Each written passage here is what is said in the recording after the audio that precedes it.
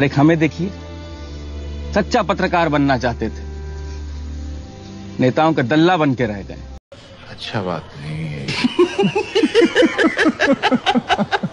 नमस्कार दोस्तों, आप लोगों के द्वारा बहुत गरियाए जाने के बाद मैंने वीडियो बना दिया है दोस्तों, लेकिन थोड़ा छोटा हो गया है दोस्तों, क्योंकि 15 मिनट की वीडियो में अपवादों को डालकर उदाहरण बनाने में मुझे यानी मेरे स्क्रिप्ट रिमिक्स आइटम है ये। लेखक को 10 दिन तक लग जाते हैं दोस्तों, इसलिए 2 मिनट का वीडियो डालकर दोस्तों मैंने 3 कारण बताए। नरेंद्र मोदी जी, प्रधानमंत्री मोदी नरेंद्र हैं, जिससे मैंने साबित कर दिया है दोस्तों कि रेप की घटनाओं के पीछे कबीर सिंह और एनिमल जैसी फिल्में हैं दोस्तों। मोदी जी, नरेंद्र मोदी, प्रधानमंत्री मोदी सरकार है, मोदी। बाप को भेज, तेरे बस की बात नहीं। अबे साले, तभी मेरा माफ करना, गुस्से में इधर उधर निकल जाता हूँ। सरकार मोदी जी और मोदी सरकार के प्रधानमंत्री मोदी का मोदी सरकार।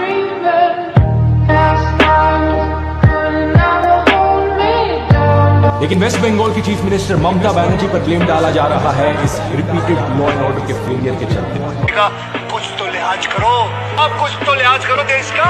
माँ बहन की गालियां हैं दोस्तों, जो पेट्रियार्कल माइंडसेट को प्रोपोगेट करता है दोस्तों मैं उस वीडियो में यह बताना भूल गया कि फिल्मों को देखने वाले दर्शकों और बलात्कारियों की संख्या का अनुपात दशमलव के बाद कई शून्य लगाने के बाद ही आता है दोस्तों। फिर भी दोस्तों मुझे लगा कि एनिमल फिल्म को गरियाकर कूल लगेगा दोस्तों मैं चाहता तो महाभारत से भीष्म के चुप रहने और रामायण में रावण द्वारा सीता हरण को भी एक कारण बता सकता था दोस्तों, पर एनिमल तो सबने देखती है तो लगा यही कूल रहेगा दोस्तों मैं यह भी बताना भूल गया कि एक मजहबी किताब जिसमें रेप को जस्टिफाई किया गया है दोस्तों। इनफैक्ट दोस्तों उस किताब में कई जगह यह बताया गया कि काफिरों के साथ ऐसा करना उचित है और ऊपर में इसके कारण कमरे बुक होंगे दोस्तों। लेकिन यदि मैं यह बोल देता तो पटक कर मेरा बधिया कर दिया जाता दोस्तों, इसलिए उस गली में गया ही नहीं दोस्तों। विक्टिम ब्लेमिंग दूसरा कारण है दोस्तों, जिसमें समाज हमेशा पीड़िता को ही ब्लेम करता है दोस्तों। लोग अजीबो गरीब बहाने बनाते हैं, जैसे कि उसका तो चक्कर चल रहा था, प्रेग्नेंट थी पहले से, बहुत अधिक आजादी मिल जाती है दोस्तों, मिलना जुलना आसान हो गया दोस्तों कुछ तो यह तक कह देते हैं कि लड़के हैं, लड़कों से गलतियां हो जाती है दोस्तों। लेकिन दोस्तों मैं आपको यह नहीं बता सकता कि ये स्टेटमेंट किसके थे दोस्तों, उसका फोटो मैं नहीं लगा सकता दोस्तों मुझे भाजपा के किसी बड़े नेता या मुख्यमंत्री का स्टेटमेंट नहीं मिला दोस्तों, इसलिए मैंने इस सेगमेंट को केवल 16 ही सेकंड में निपटा दिया है दोस्तों।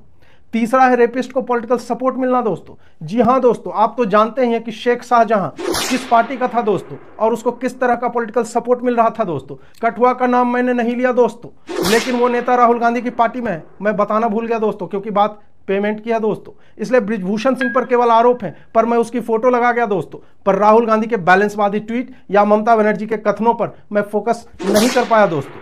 हाल ही में दोस्तों उत्तर प्रदेश के कन्नौज और अयोध्या में रेप के 2 मामले हुए हैं दोस्तों।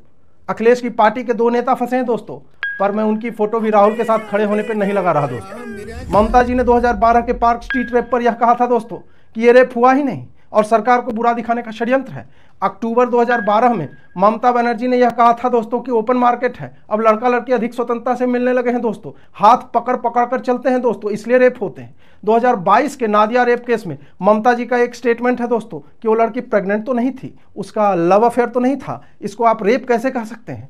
कटुआ रेप 2012 के केस में दोस्तों ममता जी ने कहा था रेप हुआ ही नहीं है, कोई सबूत नहीं है, ये सब सीपीएम वालों की प्लानिंग है दोस्तों। 2013 के कमदुनी रेप केस में उन्होंने प्रदर्शनकारी महिलाओं को कहा कि ये लोग वामपंथने हैं और घटिया राजनीति कर रहे हैं दोस्तों।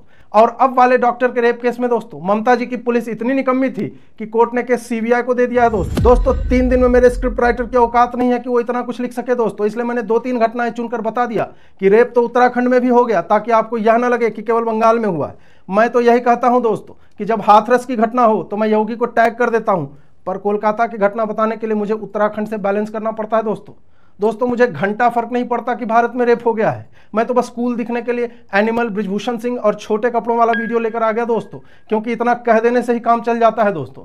ग्रीन स्क्रीन पर हाथ हिलाते हुए कूल ग्राफिक्स और धुएं दिखाकर मैं आपको बता दूंगा कि यही सत्य है और बाकी सब झूठ है दोस्तों मेरा कोर्स अब से खरीदिए।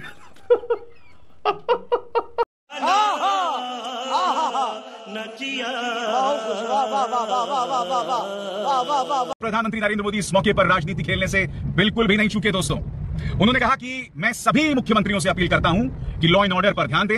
उन्होंने छत्तीसगढ़, राजस्थान सभी की मिसाल ले ली दोस्तों, यानी कि कांग्रेस शासित राज्यों को भी घेर लिया। इससे पता चलता है कि मणिपुर को लेकर प्रधानमंत्री की क्या संजीदगी है। मैं प्रधानमंत्री को याद दिलाना चाहूंगा कि अगर इन राज्यों में कुछ होता है तो वहां के मुख्यमंत्री त्वरित कार्रवाई करते हैं, कुछ ना कुछ जरूर बोलते हैं। प्रधानमंत्री आप खामोश थे, इस मौके पर भी आप राजनीति करने से बाज नहीं आए, जो अपने आप में कितनी बड़ी त्रासदी है दोस्तों। क्या अन्याय के खिलाफ, महिला अपराध के मुद्दे पर हम अपनी आवाज तभी बुलंद करेंगे जब वो घटना किसी गैर बीजेपी शासित राज्य में हो। और जब बीजेपी शासित राज्य में कोई निर्मम क्रूर घटना होती है महिला अपराध को लेकर, तो हम चुप्पी साध लेते हैं। गोदी मीडिया उस पर बिल्कुल भी डिबेट नहीं करता है। भाजपा के समर्थक कह रहे हैं कि भाई कोलकाता में राष्ट्रपति शासन लगा देना चाहिए, और जो बीजेपी शासित राज्य में हो रहा है उसका क्या। लेकिन वेस्ट बंगाल की चीफ मिनिस्टर ममता बनर्जी पर ब्लेम डाला जा रहा है इस रिपीटेड लॉ एंड ऑर्डर के फेलियर के चलते। हम आपको चूतिया नहीं बना रहे हैं, आप चूतिया हैं। भाई यहाँ पे क्या हो रहा है, भाई यहाँ पे क्या हो रहा है, भाई ये कहाँ फंस गया भाई मैं, भाई ये क्या हो रहा है भाई। चीजें 2014 के बाद हुई है, स्कीम्स आना, टॉप स्कीम, खेलो इंडिया, और प्लेयर्स को पहले, अब देखिए ओलंपिक में एक प्लेयर के लिए कितने कोचेस गए हैं। पहले तो एक ही कोच अलाउड होता था, ये 14-15 बाद हुआ कि अब 3-3 कोचेस जा रहे हैं आपके साथ 2 फिजियो, एक mental coach, mental health coach, I mean सब आपके साथ हैं। वाई? क्योंकि उन्होंने सोचा होगा कि हमारा स्पोर्ट्स कुछ कर सकता है और हमारे लिए और मेडल्स लेके आ सकते हैं, इसलिए तो पुश कर रहे हैं। आप जब 2013 में ओलंपिक्स में गई थी, 2012 में, तो उस दौरान उस टाइम पे भी एक कोच एक फिजियो, बस वो रूल है, वो रूल था। अभी मैं सरप्राइज हो गई हूँ। अब जैसे हमने इंडियन बैडमिंटन के लिए देखा, मैंने Vimal sir, Prakash sir, Gopi sir, मताइस बो एंड 1-2 और थे शायद, 2 फिजियो हैं, सिंधु के एक फिजियो, हमारी टीम के एक फिजियो, फिर ट्रेनर्स 1-2 ट्रेनर भी हैं, और आपके साथ बेस्ट डॉक्टर गए हुए हैं, दिनशा पाड़ीवाला हमारी कंट्री के बेस्ट डॉक्टर हैं वो।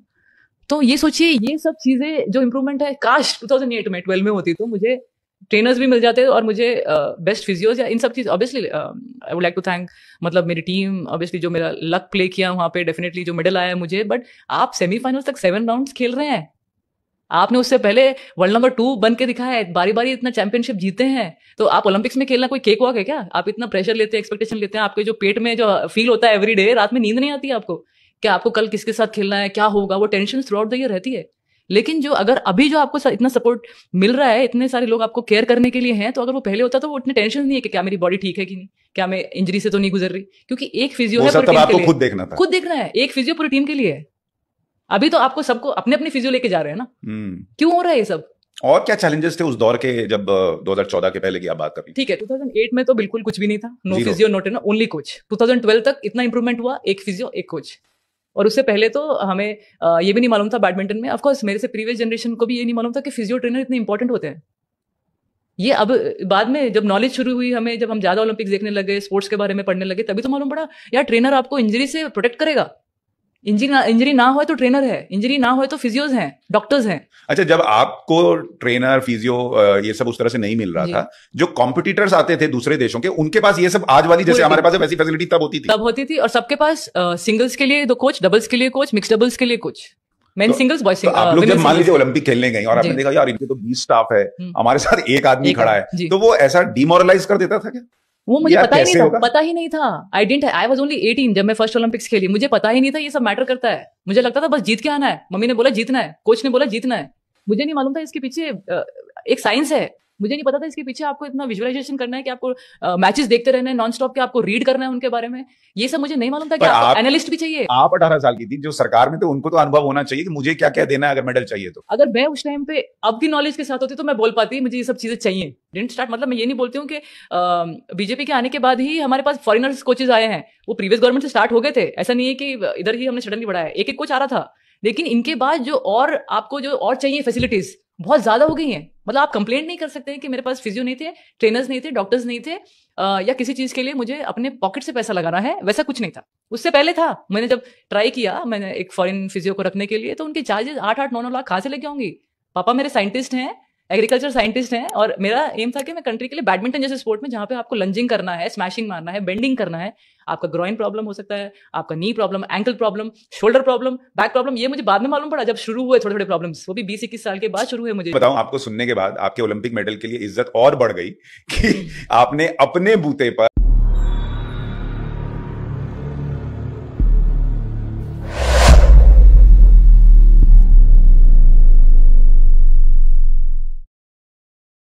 बिना बहुत मेजर सरकार के सपोर्ट के मिले बिना आप यहां तक गई और